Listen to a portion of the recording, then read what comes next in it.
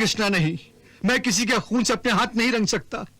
मेरी आत्मा तो उस दृश्य की कल्पना से ही कांप उठती है, कल्पना से ही कांप उठती है, कांप उठती है, कांप उठती है, कांप उठती है, कांप उठती है।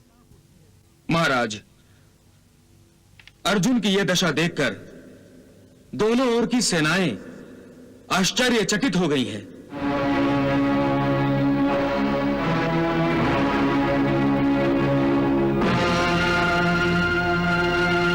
कौरव पक्ष की सेनाएं खुश होकर जयघोष कर रही हैं।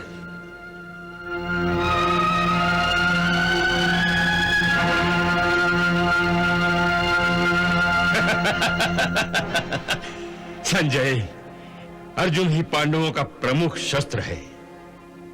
यही वो शक्ति है जिस पर पांडवों की जीत और हार निर्भर करती है। यदि अर्जुन ने ही युद्ध करने से इनकार कर दिया तो अब युद्ध कैसे होगा? पांडव विजयी कैसे होंगे? हे संजय, मैं जानता था पांडव युद्ध से अवश्य कतराएंगे। अपने कुल का संहार टालने के लिए युद्ध को भी अवश्य टालेंगे। मेरा अनुमान सही निकला संजय। अब युद्ध नहीं होगा, अब युद्ध नहीं होगा। कृष्णा, मैं अपने ही सगे संबंधियों का खून कैसे बहा सकता हूं? कैसे बहा सकता हूं? गुरुदेव तो एक शिष्य के लिए पिता और भगवान के समान होता है, तो फिर मैं उसका अनादर कैसे कर सकता हूं? जिस गुरुदेव ने मुझे धनुर्विद्या दी, तीर चलाना सिखाया, उन्हीं की दी हुई धनुर्विद्या का दुरुपयोग करते हुए मैं उसी आदरणीय शरीर पर तीरों की वर्षा करूं? उन्हीं के सीने को छलनी करूं? मैं इतना ओछा और गिरा हुआ मनुष्य नहीं, इतना ओछा और गिरा हुआ मनुष्य नहीं हूं।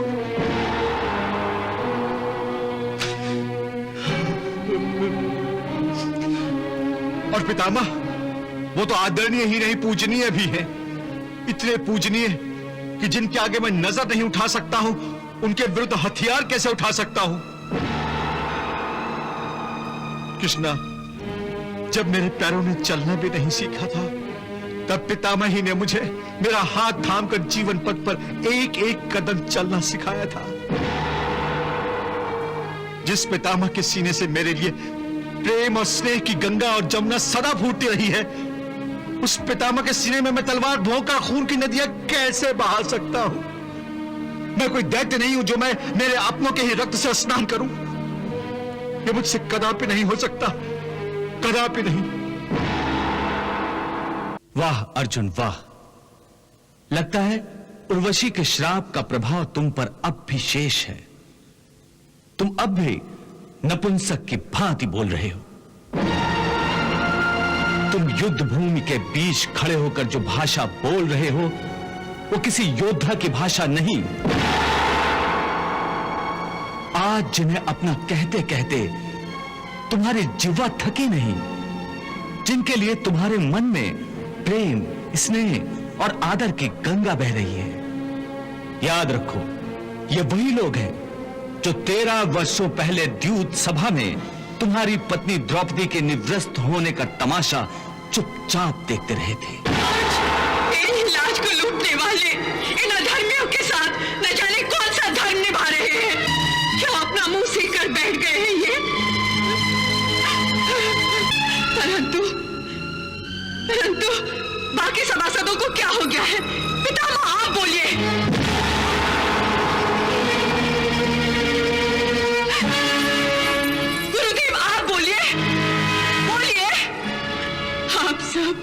जीवित लोग हैं या पाषाण की मूर्तियां? अरे, आप सबके दिल पत्थर के हो गए।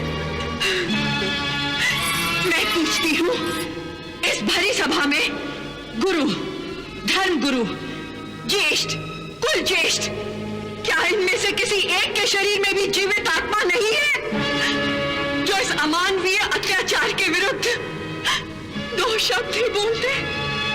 धिक्कार है सभा पर, धिक्कार है सभा पर, धिक्कार है। किसी ने जीवा तक भी नहीं हिलाई थी। इनमें से किसी एक ने भी उसकी रक्षा के लिए उस समय हाथ नहीं उठाए थे। और वही हाथ आज तुम्हारी हत्या के लिए उठे हुए हैं। सबके हाथों में तुम्हारे और पांडवों के वध के लिए आज तीर और तलवारें तड़प रही हैं।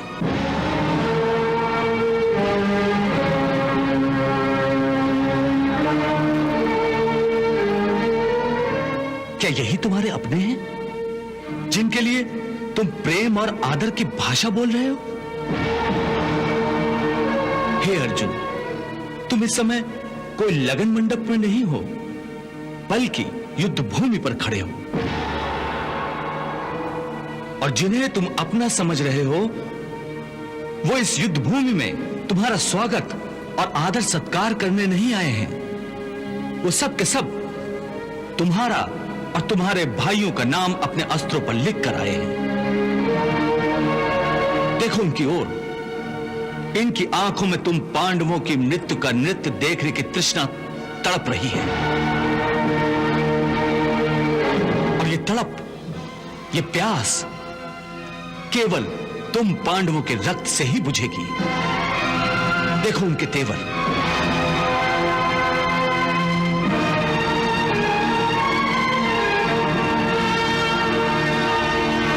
देखो ये विषैले बाण किस किस को अपना निशाना बनाने के लिए उत्सुक हैं। अगर ये तुम्हारे अपने हैं, तो फिर ये तुम्हारे कौन हैं? पराए हैं? शत्रु हैं?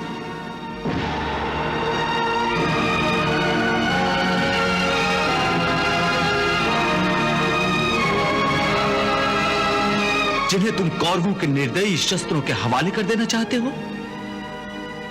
अरे ये तुम्हारे अपने हैं, जो तुम्हारे जीवन और मृत्यु में तुम्हारे साथ हैं, जो तुम्हारे कंधे से कंधा मिलाकर तुम्हारे हित के लिए युद्ध करने आए हैं। हे अर्जुन, इस समय ये सब तुम्हारी गांडीव की टड़कार सुनने के लिए उत्सुक है।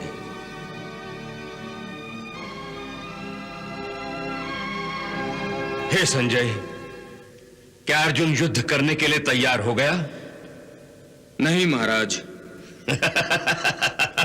मैं जानता था अर्जुन समझदार है, वो कृष्ण के बहकावे में नहीं आ सकता। संजय, अर्जुन के युद्ध न करने के निर्णय को सुनकर क्या कृष्ण ने अपना उपदेश देना बंद किया या नहीं? नहीं महाराज। नहीं? तो फिर ये कुटिल कृष्ण अर्जुन से क्या कह रहा है?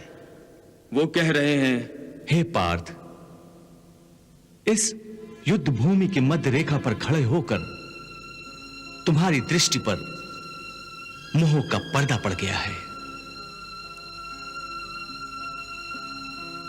अर्धसत्य तो तुम देख रहे हो कि ये तुम्हारे अपने हैं, परंतु ये अर्धसत्य तुम्हें नहीं दिखाई दे रहा है कि ये कौरवों जो तुम्हारे अपने हैं, वो इस युद्ध भूमि में तुम्हें अपने गले लगाने नहीं आए हैं, बल्कि तुम्हारे खून से होली खेलने आए हैं। देखो इनकी ओर, ये तुम्हारा काल बनकर तुम्हारी प्रतीक्षा कर रहे हैं।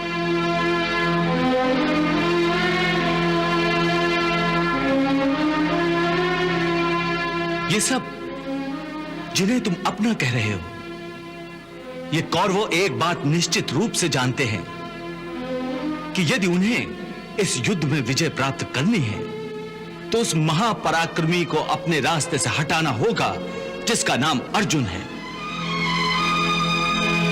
पार्थ, तुम इन्हें अपना समझते हो, इसलिए तुम इन्हें मौत के घाट नहीं उतारना चाहते। परंतु यदि तुम इन्हें मौत के घाट नहीं उतारोगे, तो यह अवश्य ही तुम सबको मौत के घाट उतार देंगे। हे मधुसूदन, यदि वो मुझे मारना चाहते हैं तो मार दे, मुझे इसकी कोई चिंता नहीं। परंतु मैं अपनों को ही मारकर पाप कैसे कर सकता हूं?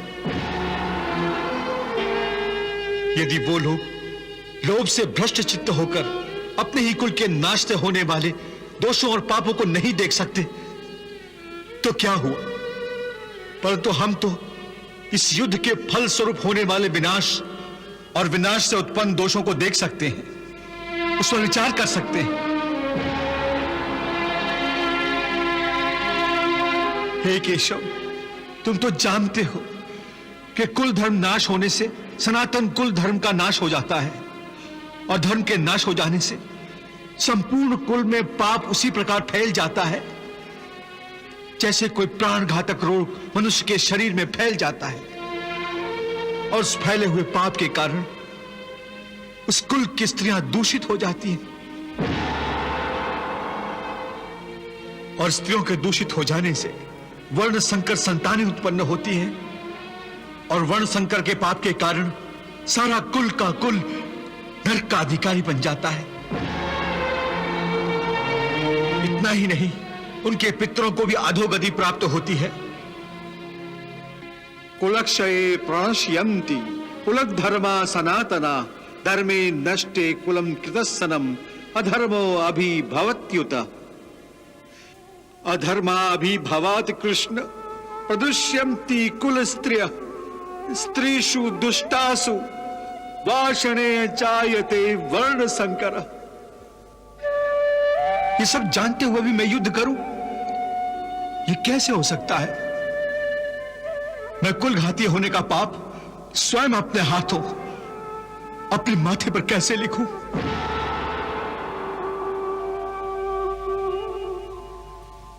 इसलिए मैं युद्ध नहीं करूंगा, मैं युद्ध नहीं करूंगा।